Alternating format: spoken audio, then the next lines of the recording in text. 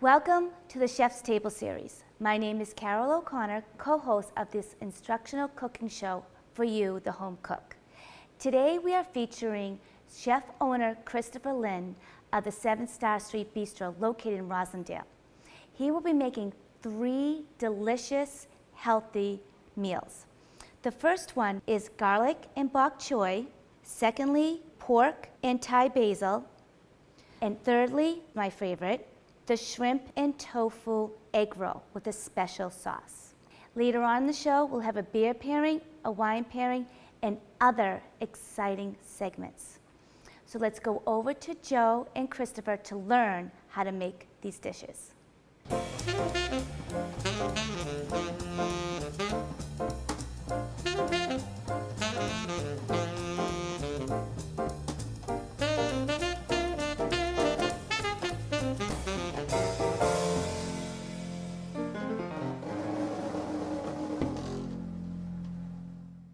I'd like to welcome you to the Chef's Table series cooking show. This show is produced by the Chef's Table Foundation, a foundation dedicated to supporting young adults that may be underprivileged or in need of a helping hand. And what we're trying to do is raise awareness to this segment of our population, and we have decided we are going to support young underprivileged. If they would like to go to a culinary school, we'll be taking applications within the next couple of months so that we can support them with the cost of their education. Having said that, I'm very pleased to have an old friend, Chef Chris Lynn from 7 Star Street Bistro. And Chef Chris, thanks very much for coming. Thanks for having me, Joe. Great.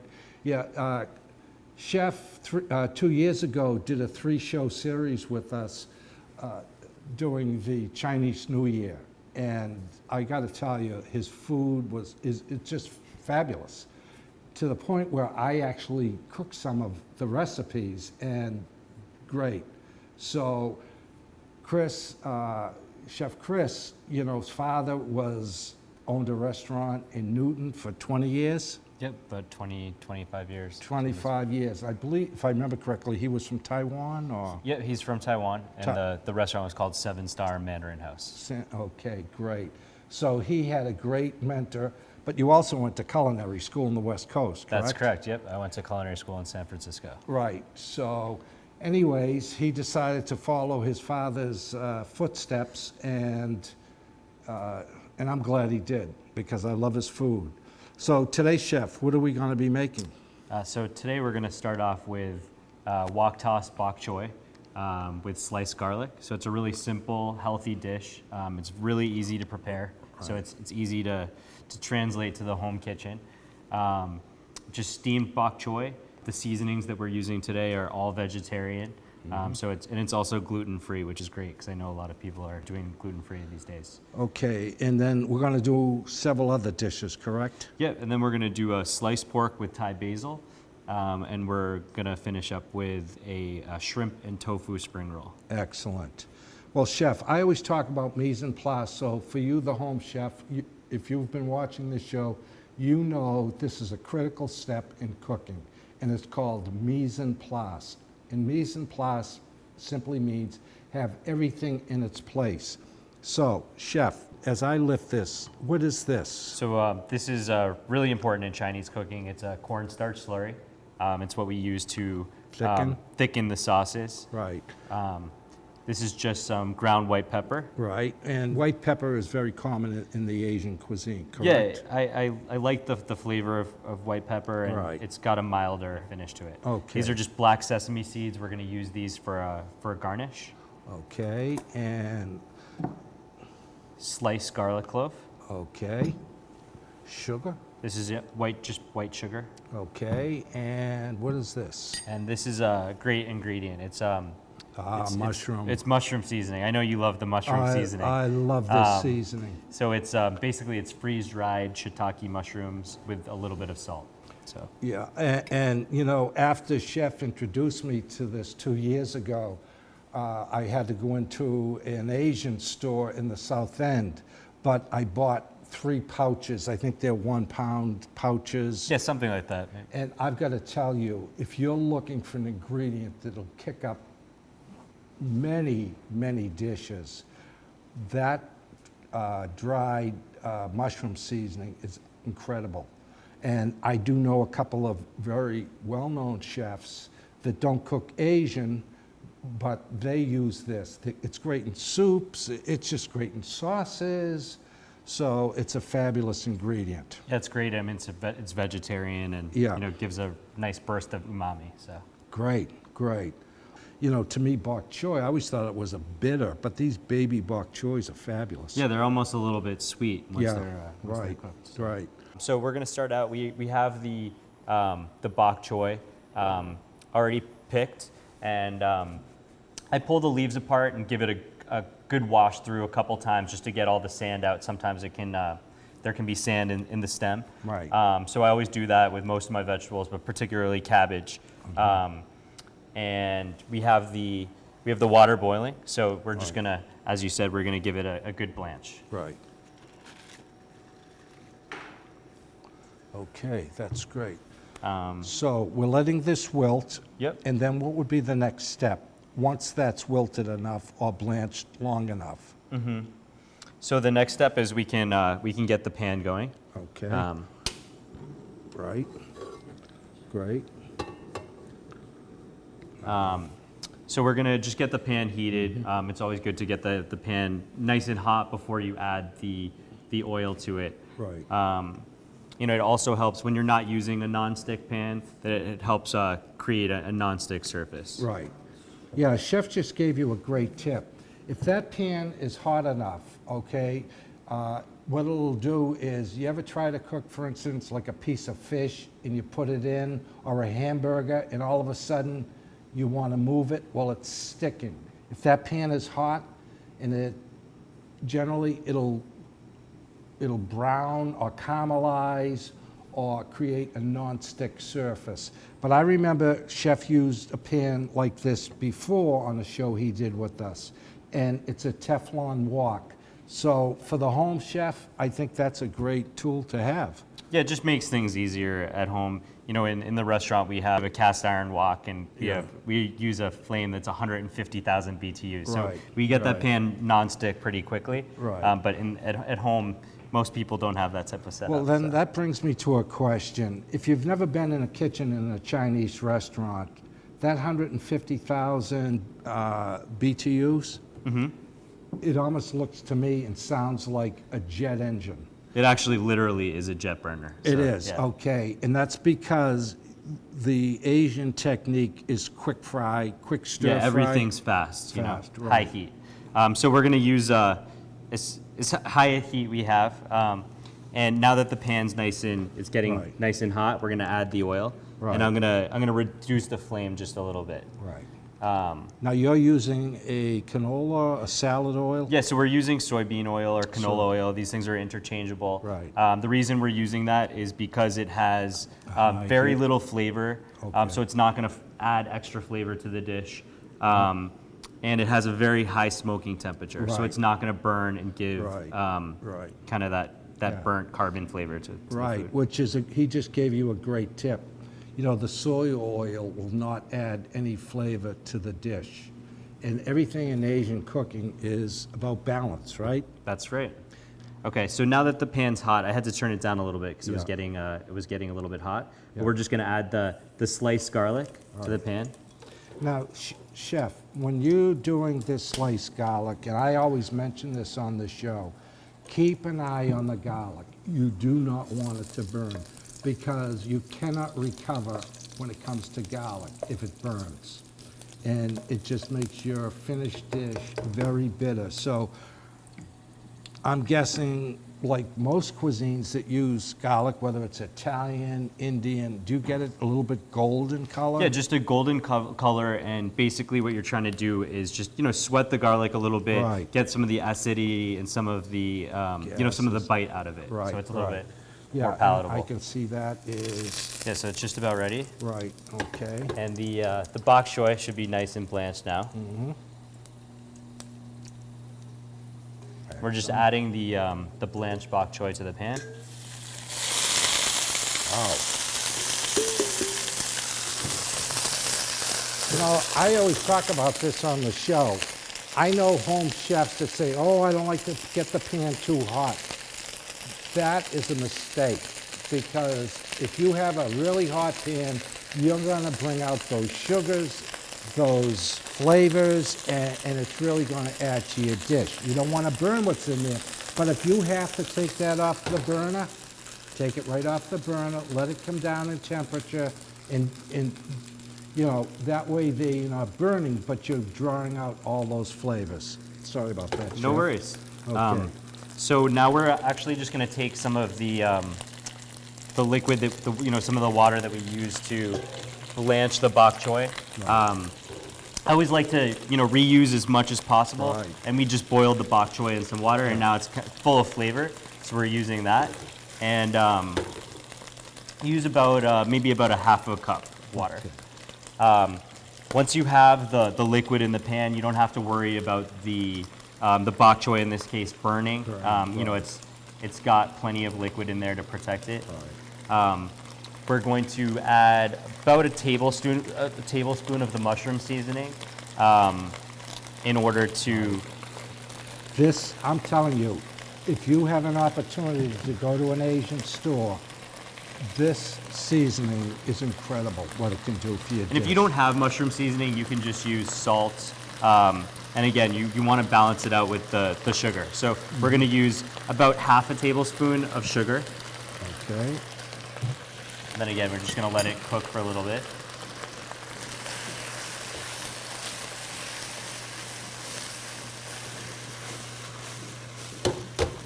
And I got to tell you, these aromas are starting to really build, so it's great. Now you notice what Chef just did? He's watching his pan. He has a hot pan, so that bit of water is reducing. He needs the water so that the bok choy won't burn in the garlic, but he also needs enough liquid in there to make his garlic sauce, right? Right, that's exactly correct. Now we're going to use the cornstarch slurry. So what it is 1 part cornstarch to 1 part water. Right. And you know, the cornstarch starts to separate from the water a little bit if it sits. So you just use a fork or a whisk, whatever you have handy, and blend it nicely together. Yeah, and Chef just, believe me, gave you just a really good tip. When that sits for 5-10 minutes, all of a sudden you'll get a clump on the bottom of the water, all right? It'll still be white and it'll look like a slurry, but take that fork and mix it back in. Otherwise, you're gonna wind up with lumps. But I've used this for gravies, many things.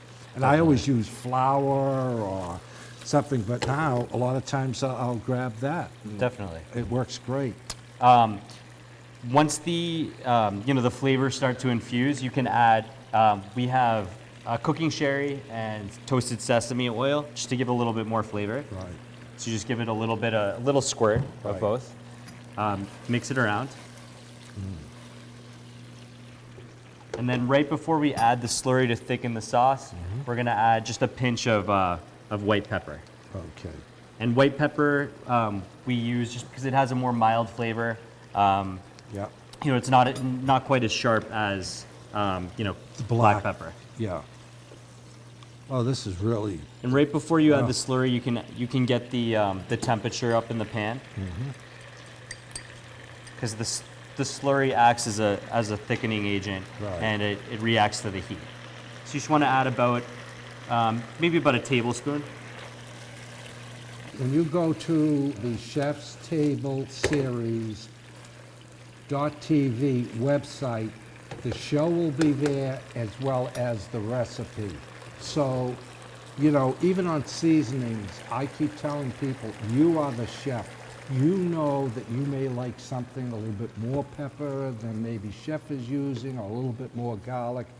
It's a creative process, and that's why they call it culinary arts. So don't be afraid to experiment.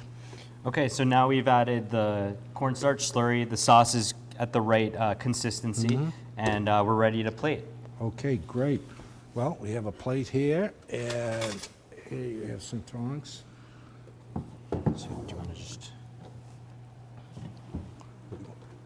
use this? Or? Do you want me to plate it right here? Sure. Great. Okay.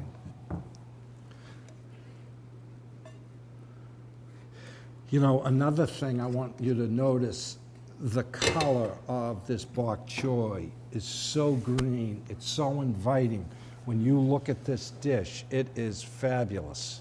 And you can see that the consistency of the sauce is a little bit thicker, and that's just because when you're using a slick vegetable, it helps the flavor and the sauce adhere to the vegetable. Excellent. And then lastly, we're just for a little garnish, we're gonna add some black toasted sesame seeds just to give it a little bit of a contrast. Now, when you toast these seeds, what do you do it in a saute? Yeah, you could do it in a saute pan. Right. And it's just really... Just a dry saute pan. Yeah, just really giving them a deeper color and bringing out some more of the oils and whatever, so. Right. That is a great looking dish. Okay. I'm gonna move that back, chef, and you can just place that right there, which is great. Okay, so what are we gonna do next? So now we're gonna prepare for the next dish. We're gonna do Okay. the sliced pork with Thai basil. Okay. This is a Chinese shredded pork It's a sliced pork with Thai basil. with Thai basil, great. And we have some new ingredients here. Obviously, we have the sliced pork. Yep. And what's this? This is just red and green chopped bell peppers. Okay, for a great. nice color. Yeah. Here we have some homemade chili oil. So it's just chili flakes that are just lightly sautéed in oil to bring out their flavor. Yeah. This is a soy sauce blend. Okay. We use double black soy sauce and thin soy sauce in the restaurant. So this is a blend, but at home you could definitely substitute, a traditional soy sauce. Okay, great. Yeah, I like myself, I found your regular soy sauce, for me, for my palate, tends to be a little bit too salty. I like the the low sodium soy sauce when I'm cooking some of these dishes. Sure, you could use any soy sauce you want. You could use a gluten-free soy sauce. I mean, they're all they have different flavors, but they'll all do the trick. Okay, great. So, are there any other new ingredients here? Yeah, so we have hoisin sauce. Okay. We have some sliced white onions. Right, and that has a mixture of garlic and ginger in there, correct? Yep. So there's minced garlic, minced ginger, Right. and minced scallion whites. So it's kind of like Chinese aromatics. Right, okay, that's great. And then the last ingredient that we have is some Thai basil. Oh, so it's already been picked and Right. ready Now, to go. on the Thai basil, is that something that the home cook can find in a supermarket? Or? Not every supermarket carries Thai basil, but you could definitely substitute, regular basil. Okay, great. It works pretty much the same way. Okay. So once again, we're going to get the pan nice and hot before we add the oil, and we're using soybean oil again to get things started. Right. This is a great wok pan, really, for the home cook, because it'll sit right on your regular gas burner, and you're not going to have a major stick problem. So Right, yeah. I remember when my father retired from his restaurant, he had a tough time translating his restaurant cooking to the home kitchen, and he fell in love with using the nonstick wok. So. Great. So now the pan's got, it's nice and hot. We're going to add a little bit of the soybean oil. Excellent. Probably about a I tablespoon. was just going to say, looks like a tablespoon. And we're going to do a one pan meal.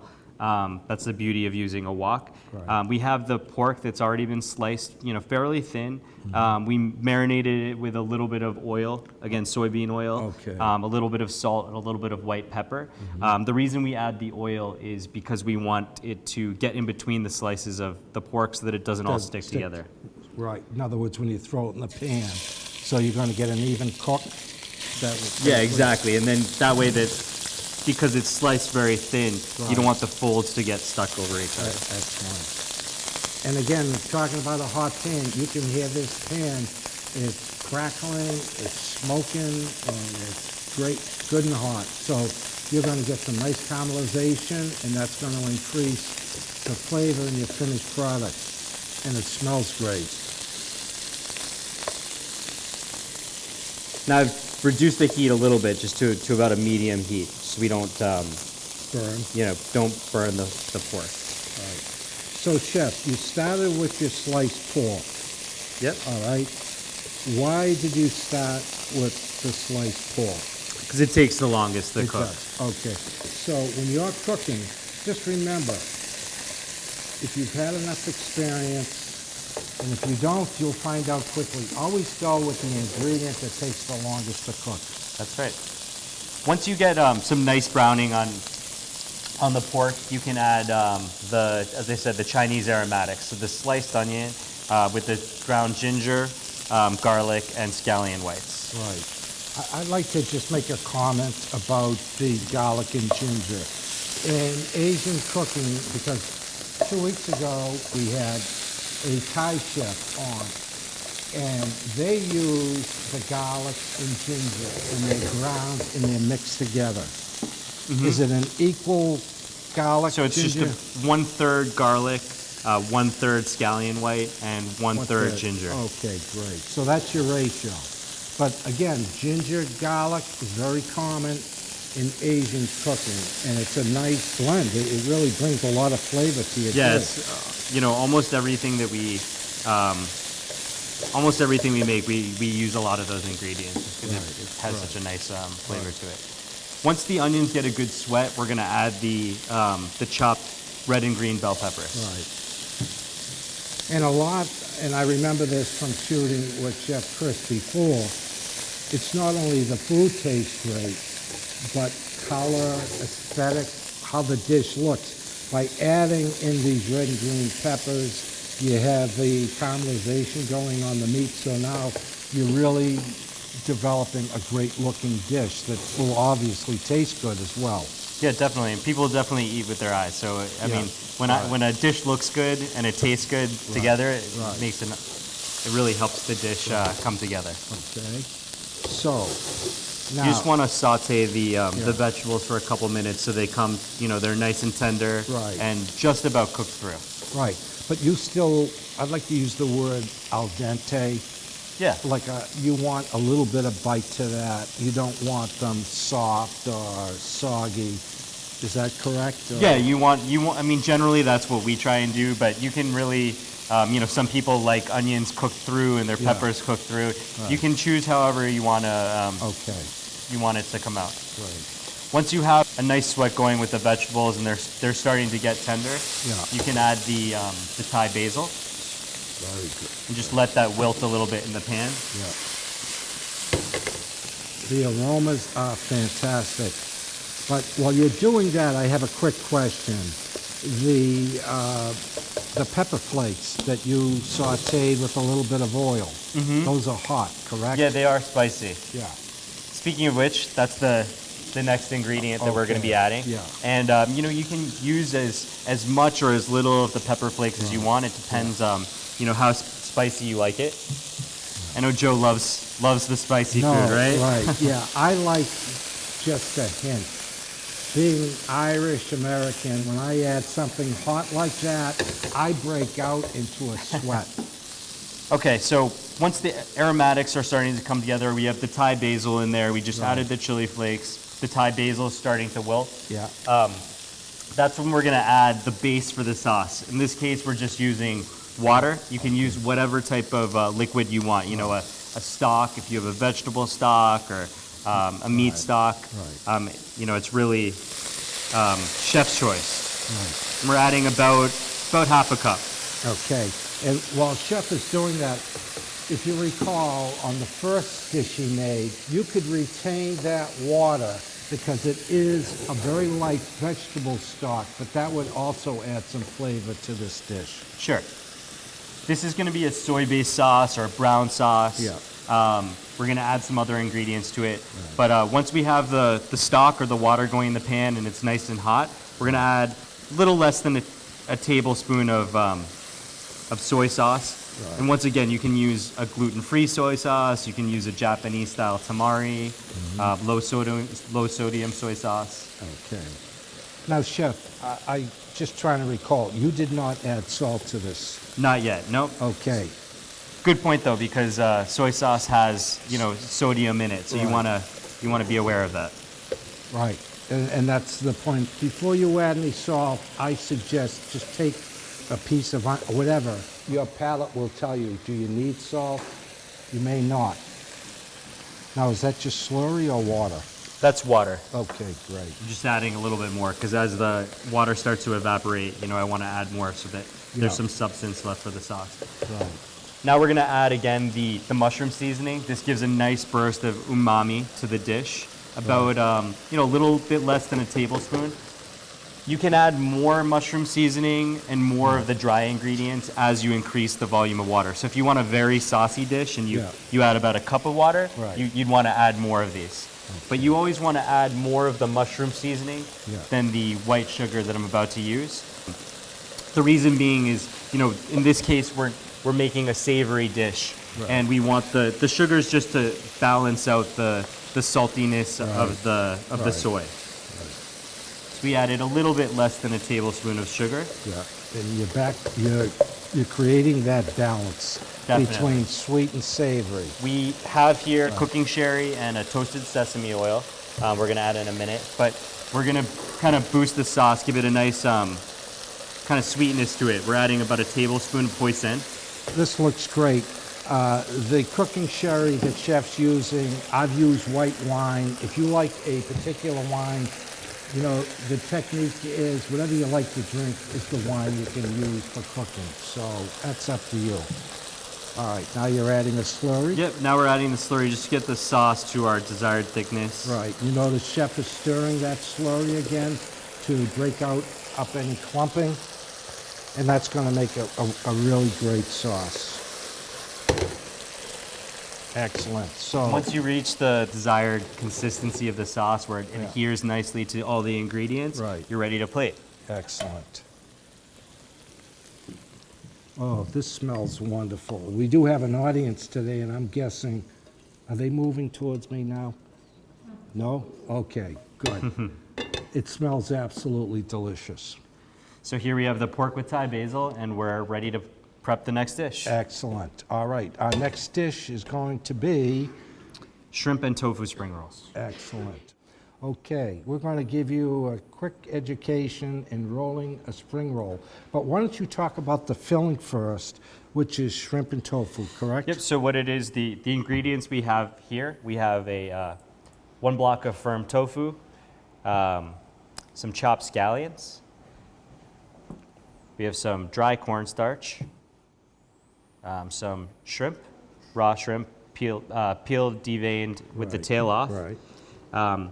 Here we have some chopped water chestnuts, and this is an example of what the water chestnut looks like whole if you're gonna look for it in your supermarket. Basically, you just peel it like a miniature carrot or something, and then chop it. You want it chopped pretty finely, but not minced. You still, it's in the dish for texture. Okay. Now, on the green onion, which is also known as a scallion, do you use the white and the green, or? No, in this case, we're just using the green. It's a little bit sweeter. It's not as, spicy. Right, so chef just gave you a tip. If you want to try these, use the green part of your scallion, or AKA green onion. Most of the time, the green part is kind of like the finishing part of the onion, whereas the white part you can kind of use like a traditional onion when you're sauteing and cooking it. Great. So when you get all the ingredients together, basically you want to chop the shrimp pretty finely, mix it with the water chestnuts, about a tablespoon of the mushroom seasoning, again, a little bit less of sugar, a pinch of white pepper, and what you do is you just take the tofu in your hand and you break it up. Okay. So you don't need to use a knife. It's nice and soft and just comes apart pretty easily. Chef, on that tofu, is that an extra stiff or extra firm, I guess, or firm? Yes, so good question. There's different types of tofu. In this case, we're using a firm tofu, which is still a pretty soft tofu. Right. But we are using firm as opposed to silken or a firmer tofu like pressed tofu. Okay. So it still comes apart pretty easily. Okay. So you're dicing up the shrimp. You're dicing up the water chestnut. The water chestnut, yeah. And then you're slicing the scallion. So you're adding the seasonings. It's kind of like making Chinese meatball filling, if you would, or a Chinese meatloaf, but with Okay. shrimp in this case. Right. So, Mike, what I wanted to get to for the viewing audience, you're mixing this pretty much by hand. Mixing it by hand, and what we're using is when you mix the shrimp with the water chestnuts, you're going to add a little bit of sesame oil. It's going to be pretty soft, and it's not going to really adhere together. So in this case, what you're going to do is add the dry cornstarch to the mixture until it just kind of comes together and is right. nice, and it's going to kind of stick. Okay, great. Well, we have a Chinese meatball mix, but I want you to know, I'm going to take, while you're working there, I want to take the opportunity to let our viewing audience know. We're filming this show in the Sons of Italy Lodge in Roslindale, and they've been gracious hosts for us. Okay, let's go. Okay, great. Chef. So I'm going to show you now how to make the Okay, I'll move how to that. make the spring roll, how to form them. Okay. So we're also going to use an egg wash. So it's just one whole egg beaten pretty well. The egg wash in this case is just going to be used as like an adhesive for the spring roll wrapper. So that once you fill it, you're talking on the edge, you put a little egg wash. And just so you know, rather than make it, I just tend to buy it. It's a lot easier. And you can usually find these in your traditional supermarket, I believe. Oh yeah, an Asian supermarket would definitely carry this. Yeah. They're pretty thin sheets. Yeah. So you just want to be careful, not to rip them. Okay. And you're going to, again, take about a tablespoon of filling.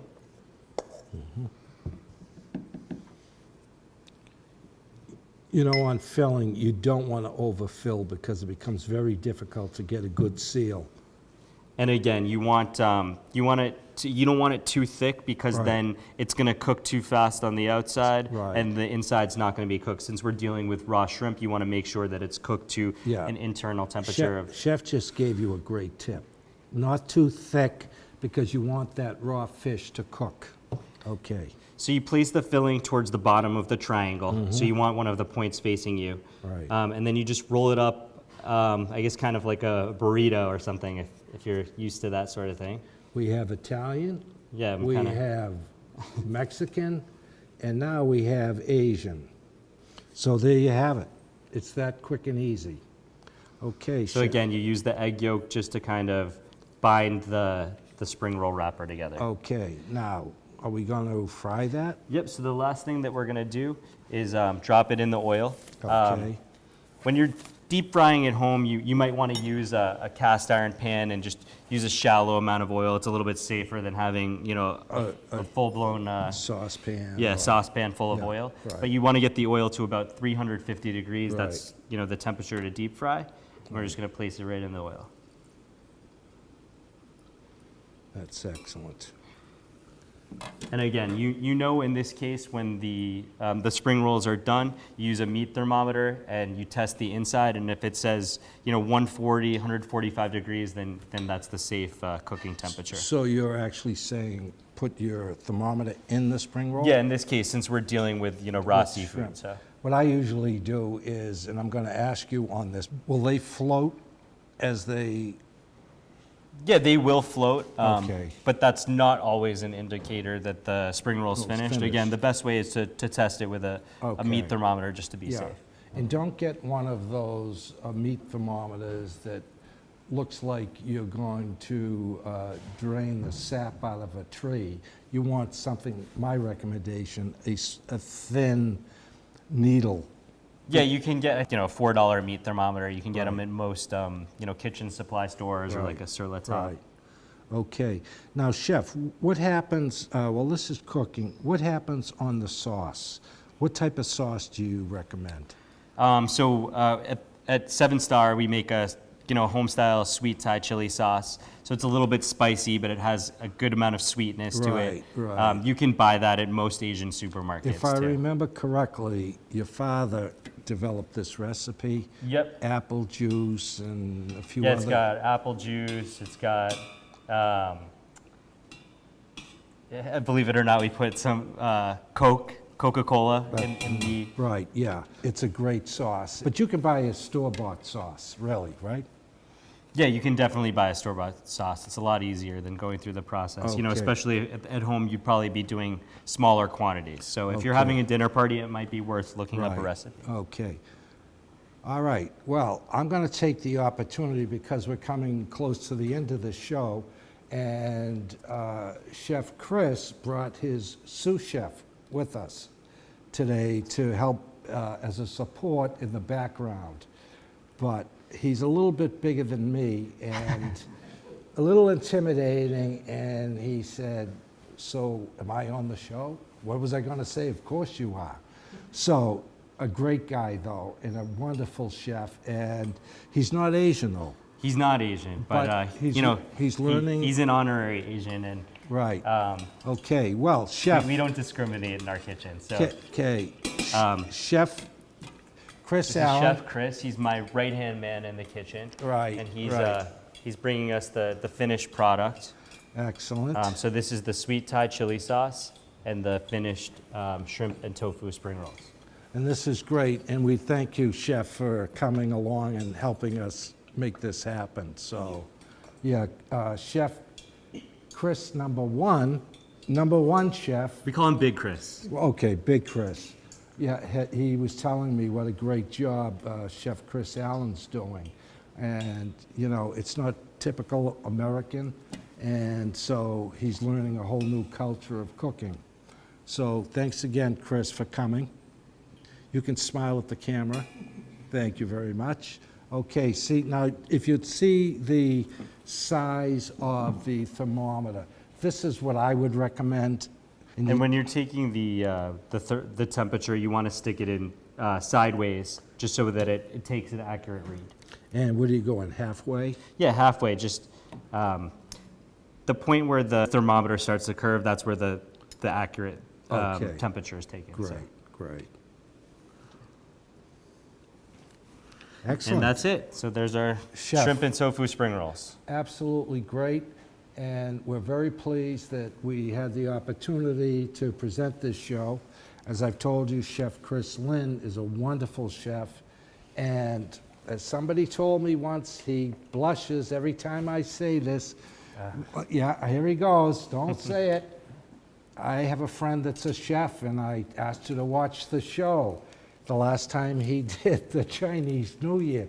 And she's from Ireland. I said, "So, Jeanette, what did you think?" "Oh, Joe, he's just lovely on the eyes." And every time I tell Chris, he doesn't believe me, but it's true. Of course, my next question was, what about moi? "Oh, well, you know, Joe, he was terrific."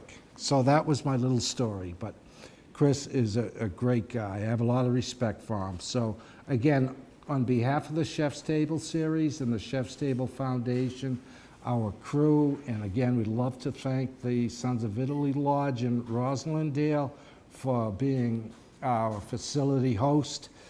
It's been wonderful. And if you're interested in having us come to your town and do a 4-week cooking series with some of the great restaurants, please contact us on our website. That's the Chef's Table Series.tv. If you just give us a second, we want you to take a look at these 3 wonderful dishes. Okay, fabulous meal, and really intermediate skill, and you could do this at home. And if you have a little trouble, invite Mr. Nice on the Eyes, and maybe he'll make a personal visit. Thank you. Okay. Thank you very much.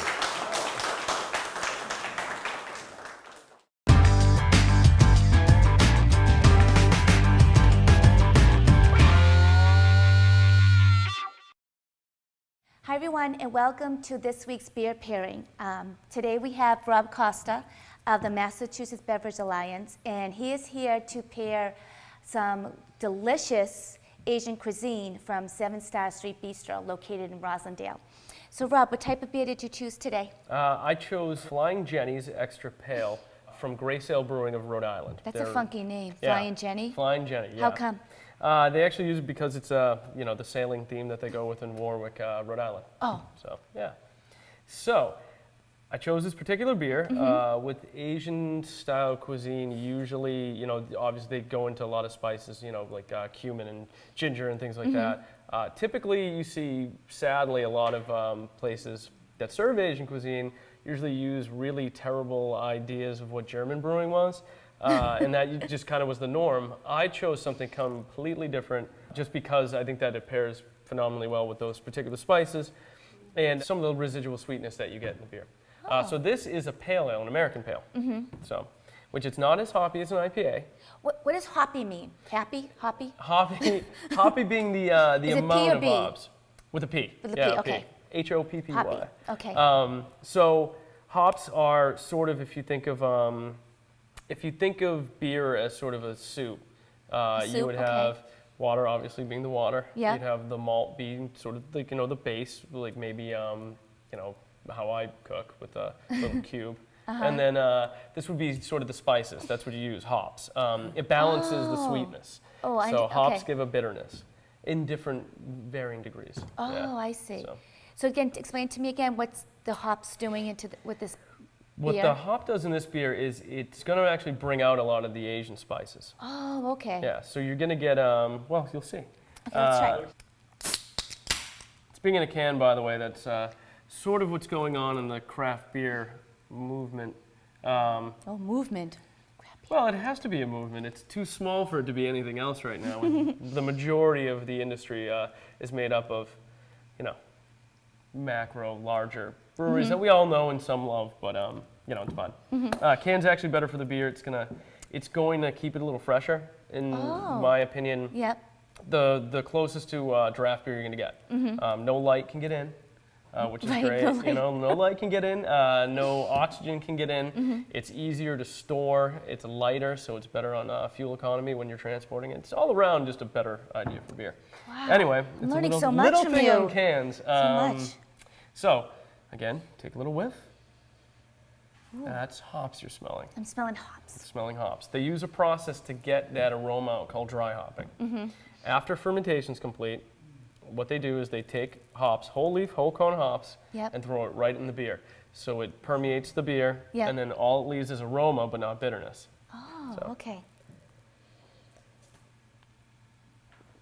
And then when you taste the beer, you get lots of little caramely notes, little biscuit notes, It's strong. and definitely a lot of hop spice. Yeah, it's a lot of, Right. as opposed to the other beers we've Absolutely, tried the yeah. past weeks. Yeah, this is definitely a little bit more hoppy. It's very nice because what that does is it does bring out the spices. So if you have something ginger, you're using this with a lot of that sort of citrus note from an American style hop or American varietal hop, that'll come right out. So be able to try that. Yeah, it's very good. Cumin as well.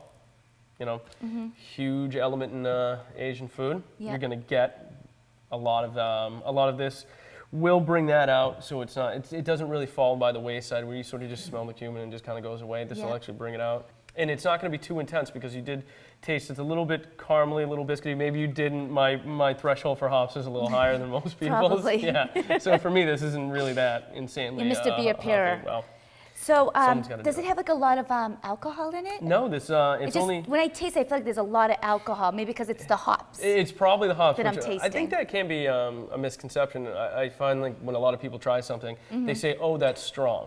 They're getting the hop profile. They're not getting sort of the heat from alcohol. So no, this isn't at all. It's very mild, 6% by volume. So it's pretty much mild for some people, mild for me. Right. Mild for most, especially if you're eating, you'll be fine.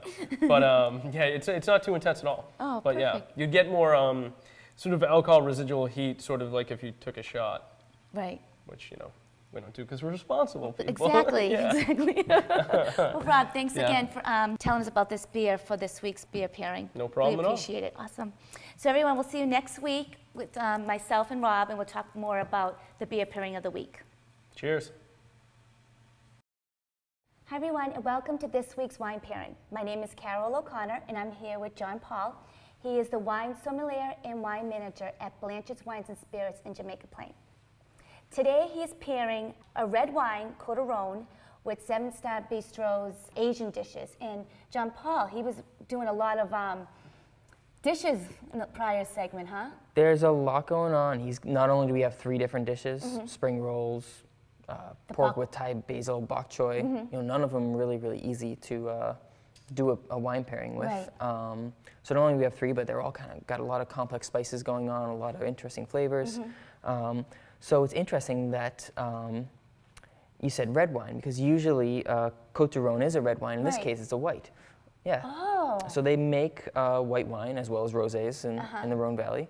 And like the red wines from the Rhone Valley, this is a blend, or from the Southern Rhone anyways, they're usually blends, and this is from the Southern Rhone, and it's a 2013, which is relatively young, so very, very fresh, very, very crisp. Oh, okay. In general, you want to drink these fairly young. It's a blend of Viognier, Clairette, Roussanne, Marsanne, and Picpoul de Pinet, so a lot of different Yeah, I'm grapes in glad there, I wasn't but asked to pronounce those words. I would all mess right. them up. That's why I'm here. That's why the wine sommelier. Exactly. So I'm hoping that the fruity and spicy and somewhat floral flavors of this white wine will go really well with the complex flavors of Seven Stars food. Perfect. You want to give it a try? Yes, please. All right. Yeah, I've never had a Cotes-du-Rhone that was white. Yeah, they're not too common, really. It's very light. Yeah, it's light in color. They can really vary a lot from each other because the number of grapes that are allowed in the blend. Right.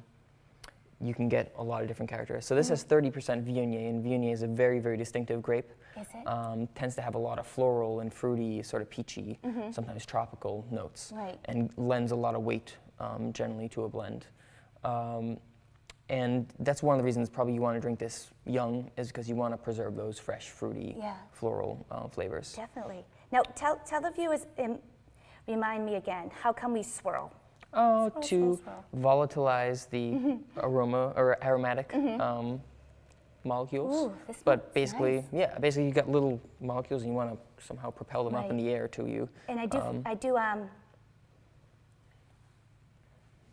there is a nice scent to it. Yeah, it's Floral. very, Yeah, good choice, good choice. very interesting, and not your average white wine in terms of the way it smells. That sort of floral thing is kind of unique.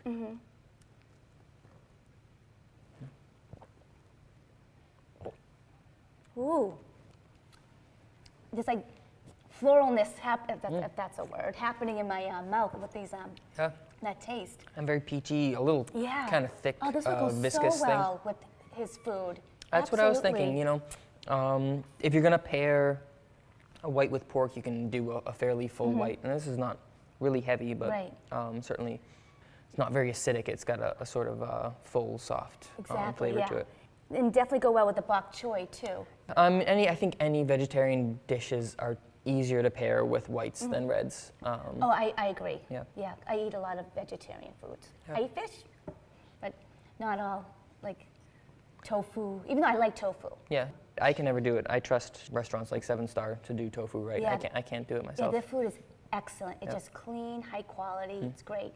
And John Paul, I think you chose a great wine to go with it. Yeah. So thank you. You're Yeah, welcome. perfect. No problem. So everyone, I'm Carol, and I'm here with John Paul, and this has been this week's Wine Pairing the Week, and we'll see you next week.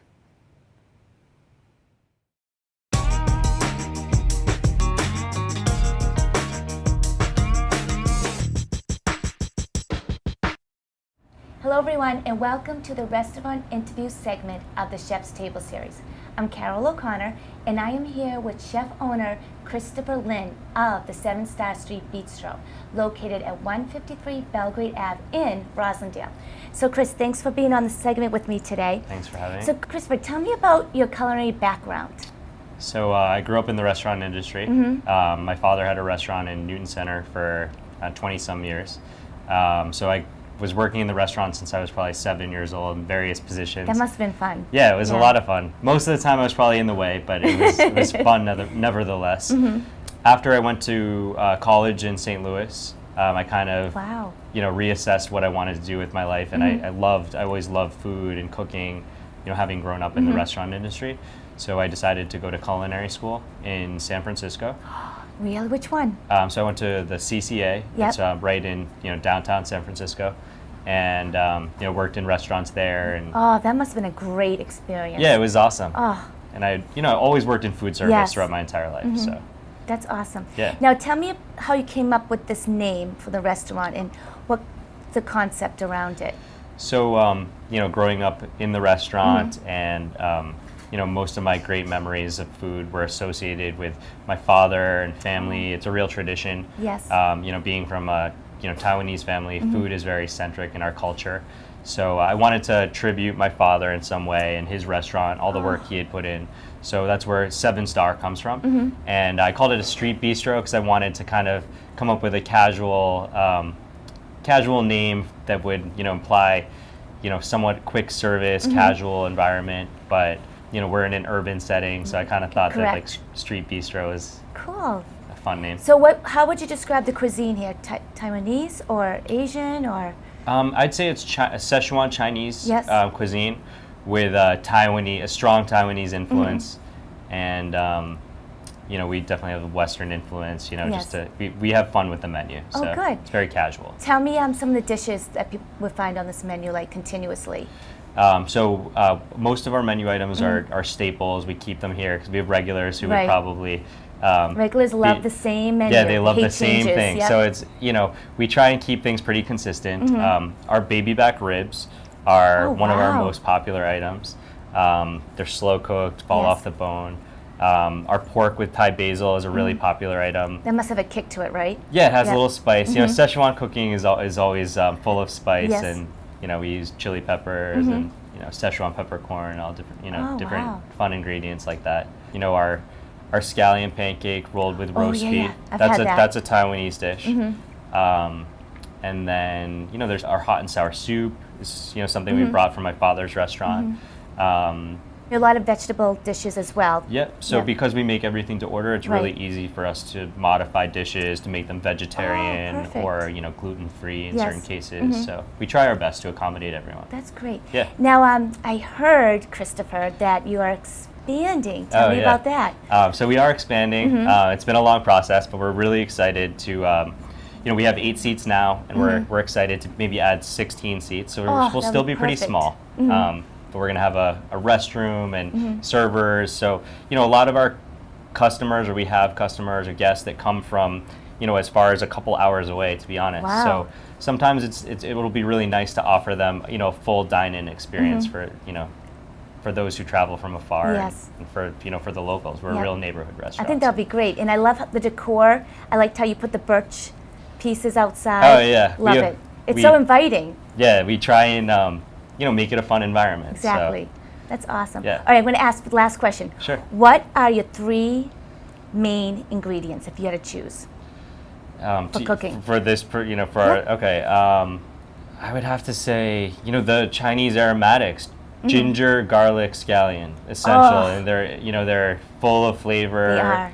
They're in almost every dish we cook, so in some form or fashion. And so I love all those. They Yeah. go very well together. definitely. Perfect. Well, Christopher, thank you so much for being on the segment today with me. Thanks and for good luck having- with the expansion. Thank you very Perfect. much. So everyone, this has been the restaurant interview segment of the Chef's Table series. I'm Carol O'Connor, and I'll see you next week. You always want to add more of the mushroom seasoning than the white sugar that I'm about to use.